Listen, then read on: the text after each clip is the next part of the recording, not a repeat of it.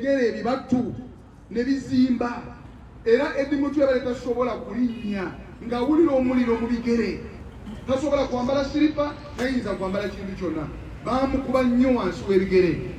Eddie Mutwe n'antegeeza abasajja bamukubanga emirundi egisuka 4 buli lunaku, bamuyira amazzi okuva waggulu ne bamuteeka mu kitaba eky'amazzi ne bamugjamu ne bamukuba ng'ababuuza ndaajana mu mbulira omusango gwe nazza, nga bamugamba tugenda kulaga essomo, nga tebamubuulira musango gwonna gwe yazza naye nga bamugamba tugenda kuyigiriza essomo. N'alaajana nga bamukuba buli kitundu kye kyonna eky'omubiri gwonna, bamukuba enkokola ne bamukuba obukongovule ng'ali ku mpingo, ne balinnya empingo ne zituuka okutuuka ku ggumba ly'omukono, ne ziyita mu nnyama, ne ziyuza ennyama y'emikono ku mpingo ne zituukira ddala ku magumba, ng'alabira ddala bw'ati empingo zituuse ku magumba, naye ng'abamukuba balinnye n'engatto, balinnye ku mpingo zongerere ddala okutuuka ku magumba. Omusajja n'alajana, omusaayi gutirika, talina kyakola, bamuvulungula, be bakuba, ne bamukuba, ne bava ku ekyo ne bamunyiga. Mutegeera bulungi nnyo bwentegeeza okunyiga. Omusajja bamunyiga mu bitundu bye eby'ekyama, ne bamusika obusajja nga bamulangira nti tugenda kuyigiriza essomo. Omusajja anyigiddwa n'akamwamikazi bwe banyiga, pulira buli wamu wonna buli kasuwa konna kaluma, nga talina ddagala, tebamuwa wadde kapanado, ne bamugamba nti kola press-ups, nga bamaze omukuba bamugamba kola press-ups, nga bw'agaana olw'obulumi nga bamwongera kibooko eza solido, ne bamukubisa amasannyalaze. N'alaajana ne bamugamba buuka, kola frog jumping, buuka ng'ekikere, nga tasobola. N'alaajana ne bamukuba, nga bamuddamu be bamukuba, nga bamugamba olina okukkiriza, olina okuba saluti, ebyo byonna bye mwawulira nti ng'alina okukubira saluti ekifaananyi eky'omuntu oyo gw'omutegedde. Oyo ye pulezidenti w'eggwanga aliko Mwami Museveni, ng'alina okuba saluti mu bulumi obw'ekitalo ennyo, nga bamugamba nti kikole, bw'otakikola nga tuddamu, nga balina omukubisa saluti ekifaananyi ekya Mwami Museveni. Ne bamukuba basaba ne bannyabo, omusajja nga mulwadde nnyo, era ng'embeera gy'alimu yabadde mbi nnyo. Mu kuwulira ebigambo ebyo nenyimirira netegeeza omulamuzi, ne mugamba ekitiibwa omulamuzi, tekisoboka omwami ono okumusomera charges, talina kyategeera. Omulamuzi n'alemerako n'agamba tulina ozisoma. Omulamuzi n'agenda maaso n'asoma charges, nga charges zino ziri 6, zeezo zennyini zemumanyi. Ezo charges ezaavunaanibwa bannaffe Akireewo Kivumbi, Wakabi ne Gaddafi, nga kwe kuli okumuvunaana nti mu kuziika omugenzi Ssekasamba ku kyalo ky'Emmanja mu disitulikiti y'e Lwengo, Mwami Eddie Mutwe, Edward Ssebuufu ne banne beenyigira mu bubbi obw'eryanyi, nga bakozesa ebiso n'obwambe, ne babba ku bannamawulire esweta oba jampa, ne babba obusimu obw'omu ngalo ne sente ezibalirwa mu 20,000, nga bazibba ku bannamawulire n'abamu ku bawagizi abaali bazze mu kuziika okwo. Era ti Mwami Ssebuufu yeenyigira butereevu mu kubba ebintu ebyo era n'abitwala. Era ne bagamba, omulamuzi byagamba ti emisango gyonna egyo nga gimaze okugattibwa, kuliko simple robbery ne aggravated robbery. Olw'okuba kuliko aggravated robbery, tasobola, omulamuzi talina buyinza buwulira kusaba kwa Eddie Mutwe kwonna okweyimirirwa oba embeera yonna, olw'ensonga emisango egyo giri waggulu w'obuyinza bw'omulamuzi wa grade 1 era nga giwulirwa high court. Mu mbeera eyo ng'amaze okusomebwa emisango, bamubuuza oddamu ki? Mwami Eddie Mutwe talina kyayogera, n'agamba simanyi na kumanya bye mwogera, amaziga gamuyitamu. Nengamba omulamuzi, owekitiibwa omulamuzi, kino tekisoboka, talina kyayinza ku answeringa ku any charge yonna esomeddwa. Nolwekyo nsaba nga nkola submission mu maaso go ng'omulamuzi, mu tteeka erifuga emisango gino, procedure gye tumanyi obulungi, omuntu yenna nga akubiddwa abonaabona akaaba tayinza kubako na kyayogera.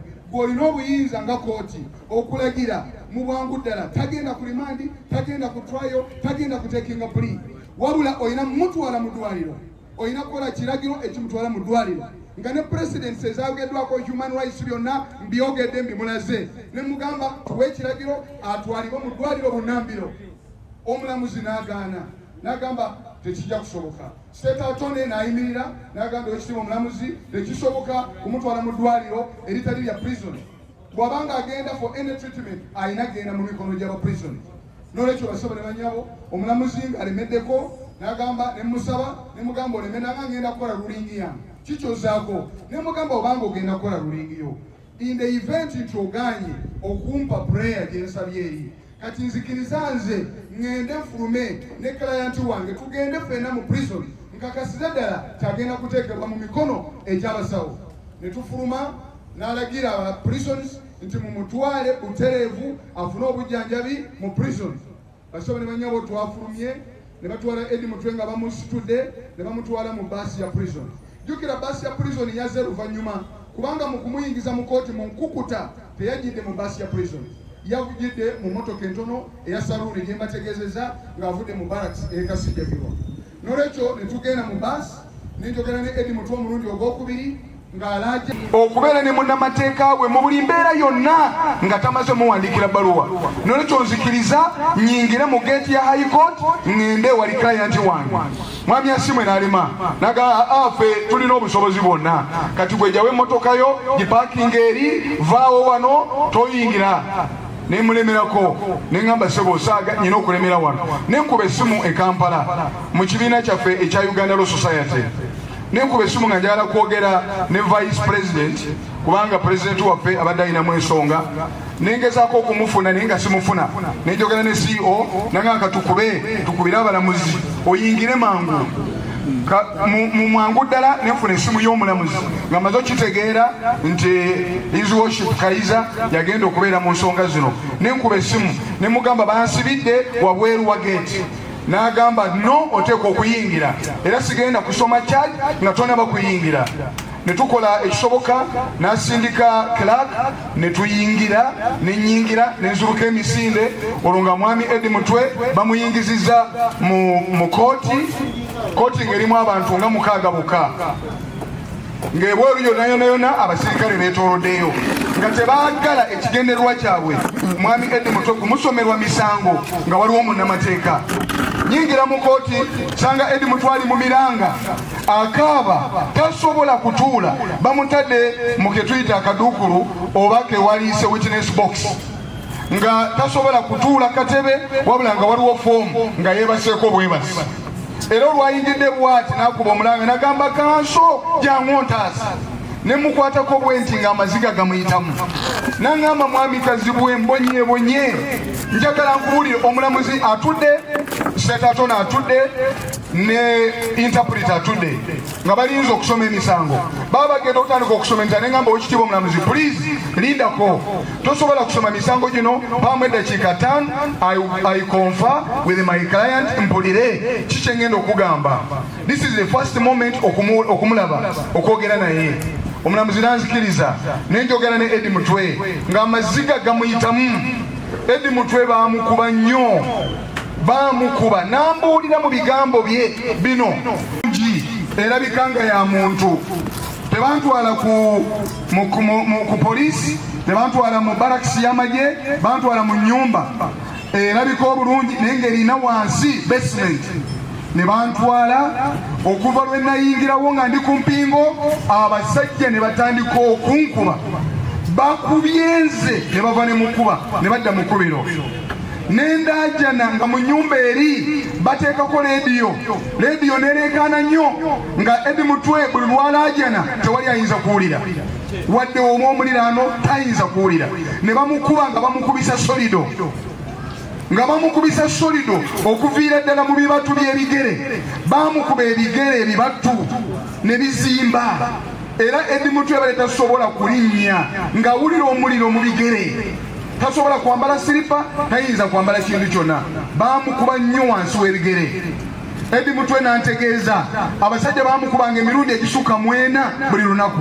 bamuyira amazzi okuva waggulu ne bamuteeka mu kitaba eky'amazzi ne bamugyamu ne bamukuba ng'ababuuza ndaajana mumbulire omusango gwe nazza nga bamugamba tugenda kulaga essomo nga tebamubuulira musango gwonna gwe yazza naye nga bamugamba tugenda kuyigiriza essomo n'alaajana nga bamukuba buli kitundu kye kyonna eky'omubiri gwonna bamukuba enkokola namukuba obukongovule ng'ali ku mpingo ne balinnya empingo ne zituuka okutuuka ku ggumba ly'omukono ne ziyita mu nnyama ne ziyuza ennyama y'emikono ku mpingo ne zituukira ddala ku magumba ng'alabira ddala bw'ati empingo zituuse ku magumba naye ng'abamukuba balinnye n'engatto balinnye ku mpingo zongerere ddala okutuuka ku magumba. Omusajja n'alajana omusaayi gutiriika talina kyakola bamuvulungula be bakuba ne bamukuba ne bava ku ekyo ne bamunyiga. Mutegeera bulungi nnyo bwe ntegeeza okunyiga. Omusajja bamunyiga mu bitundu bye ebyekyama ne bamusika obusajja nga bamulangira nti tugenda kuyigiriza essomo. Omusajja anyigiddwa naga mwamikazi bwe banyiga pulira buli wamu wonna wonna buli kasuwa konna kaluma nga talina ddagala tebamuwa wadde kapanado ne bamugamba nti kola press ups nga bamaze omukuba bamugamba kola press ups nga bwaga